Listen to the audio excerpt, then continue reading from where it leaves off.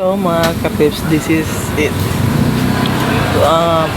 Pangalawang araw na to sa mga transaction. Hindi pangalawang araw. Pangalawang ano na to. Pangalawang move sa mga transaction na yung mga kapips. So guide us Lord. Masusin na yung kwarto ko eh. Medyo nakaka-excite yung lakad namin ngayon mga kapips. Pero hindi ko muna ipaalam sa inyo kung ano talaga yung pinangagawa namin ngayon. Tsaka na pag may resulta na. Sa ngayon, ano lang, kunti-kunting update lang muna. So yung unang video ko, nung bumabalik kami sa Claveria, unang step yun, ito pangalawang step to. So bangan na lang natin kung ano magiging resulta, ha? And dasal na lang tayo sa Panginoon. God's will na lang, ibigay niya siguro, may bigay naman siguro ko ni God, kasi nga bigla naman to nangyari, hindi naman namin to pinagplanuhan, kasi inalis na namin to sa isip, ha? Dili man, inalis na namin to sa isip, pero bigla na lang dumating. Come muna to guys for today's video. Good morning everyone, it's Sunday today, May 31. Tingnan natin ano na nga ba ngayon. May 31. Tomorrow ano na, June 1. Yan muna kayo, search ko muna para magamit. Ay, sige. Dito. So good morning guys, it's another day na naman tayo ngayon guys. Yun na nga, Sunday nga ngayon. So, let's see kung anong mangyayari ngayong araw, no? Kasi first man nag-contact na magpa-pick up ng laundry. So, mag-pick up kami ngayon.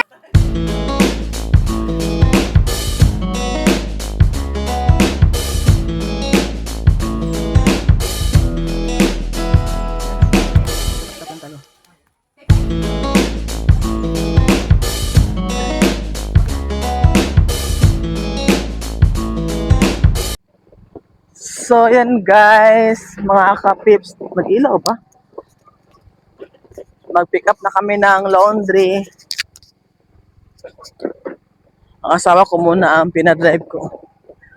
Kasi nga, gusto kong mag-update na yung Sunday ko, ano talaga yung pinagagawa namin pag walang trabaho yung asawa ko.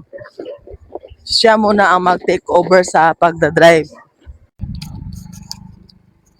Yung anak namin, ayun, nagsimba maaga sila kasama ng mama ko. So mamaya sa lola niya guys.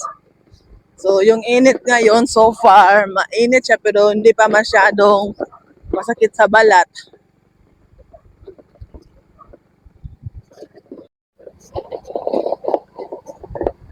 As usual, ito pa muna yung makikita nyo na daan sa ngayon. Kasi malapit na yung pasukan, so kailangan na talaga naming lumipat sa saan banda doon nag-aaral yung anak namin. So that's life. Kailangan talaga gawin para naman sa kinabukasan ng bata, no? Sacrifice talaga. Linaw talaga, oh. Pag walang pasok, walang trabaho, ang ano lang daan, ang linaw. Walang ingay, walang masyadong tumatakbo sa daan.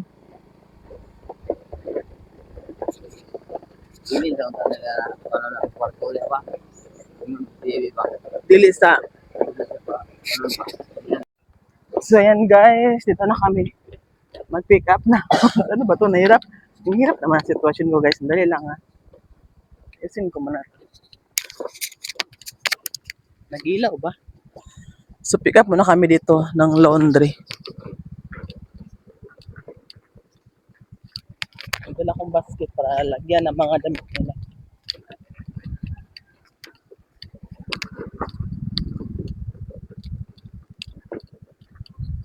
Street, eh. Ilag dagi ko. Kaya ilag kusog na lang. Kaya mo kusog na sila bukod pag kusog mo dagan. Okay lang yun. Ito tayo sa farm. May farm kasi dito guys sa likod.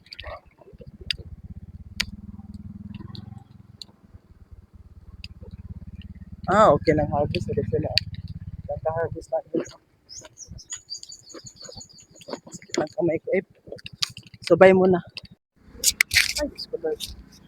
So yun mga kapips, hello, yun guys, naka-pick up na kami. Hindi ko napakita sa inyo kanina yung dinala ko kasi nga, nahirapan ako sa tumangkalisod. Napakahirap talaga kasi madami yung pinalaban niya. Then malaki yung basket, so nagmotor kami, so nahirapan ako. Then ngayon, kinuha ko na yung laundry namin kahapon na hindi namin na dala, nakuha. Kasi nga gabi na, wash lang to, so basa pa to siya. Ewan ko lang, hindi to mga moy, no? So ito yung laundry namin, no? Then pauwi na kami. Sa ngayon, yun lang muna. Kasi mamaya punta kami sa Palalan. Ewan ko na lang kung nakauwi na ba yung anak namin kasi nga nilak ko yung yung kwarto.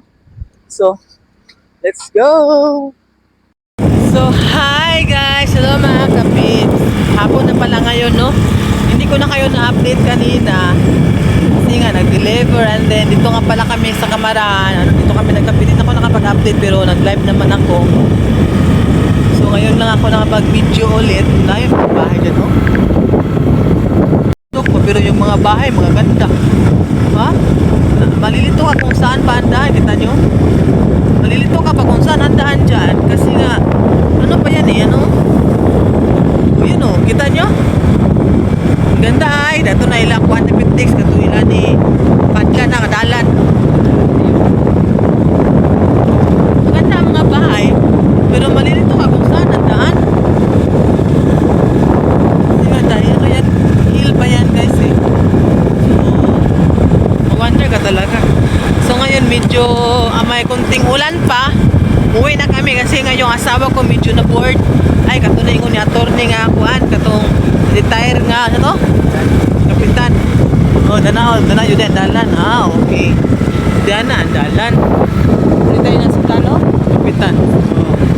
Dana ang dalan.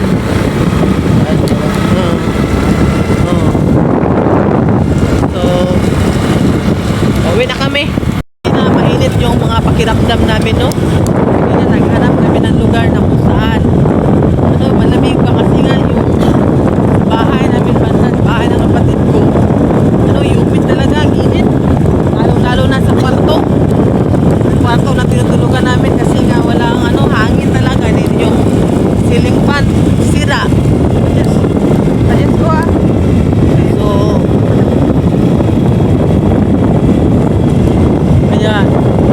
pagkatapos namin mag-pick up kanina, naghanap kami ng lugar kung saan kami naman ng hangin.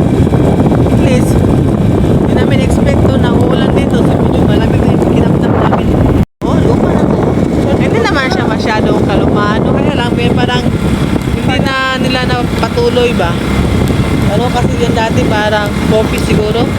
Kasi nga dati, kapihan maraming tao dito sa Kamarahan.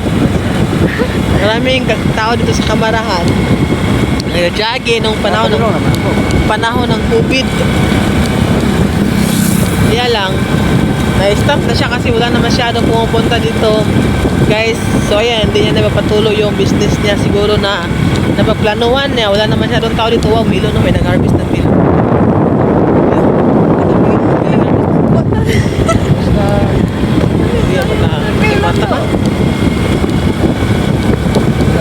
Lagi upo gitu mas mo tukaon tong match dai. Guys, ay ito mo kaon. Ngayong araw ay yan.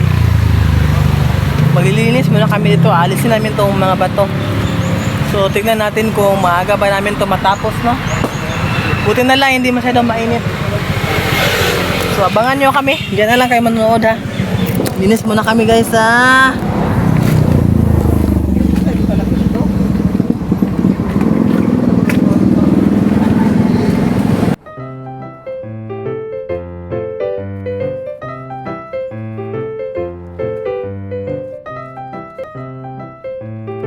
So ito yung aalisin namin.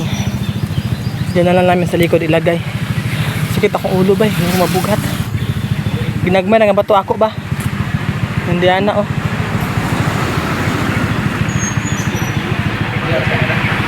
Tika, hala ka Dix, mga tagmang ka Dix oh.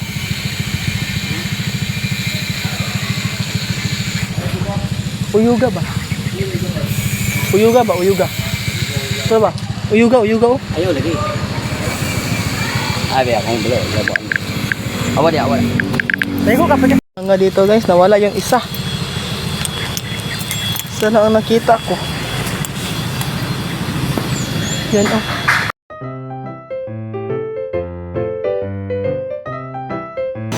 Apat na piraso mangga.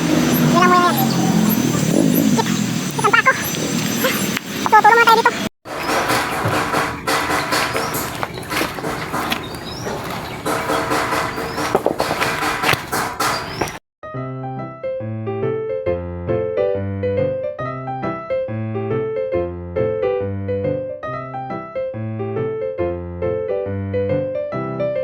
Guys ah. Yan natin oh. Walang taan eh. Asa ba? Tawag secure lang ginadlaw ha. Walang taan eh.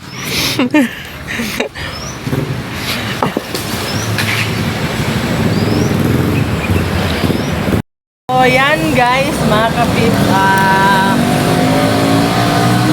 Natapos na, hindi naman natapos no, may konti natira din. Medyo napagod na yung asawa ko kasi mga malalaking bato yung ano niya, binuhat niya. So may bata doon, pero sinuhulan niya, inutusan niya nga siya na magtapos. So yun, ang nangyari ngayon, yung asawa ko may pinuntahang trabaho, matitingnan na kuno sila ng kasamahan niya. So dito na lang ako sa waiting shed magantay. Kasi dito siya kasi andun sa loob ng subdivision yan, oh. Diyan, sa may Summerville. So dito ako mag-antay sa kanya. Lalabas din naman yun. Yung mukha ko talaga ba, oh. Alam niyo ba, kawawa talaga yung mukha ko, guys, oh. So mawawala din yan, oh. Sa ngayon, hindi pa muna kasi busy-busy yan. Maangpig ng ating buhay ngayon. So balikan ko kayo mamaya. That's all.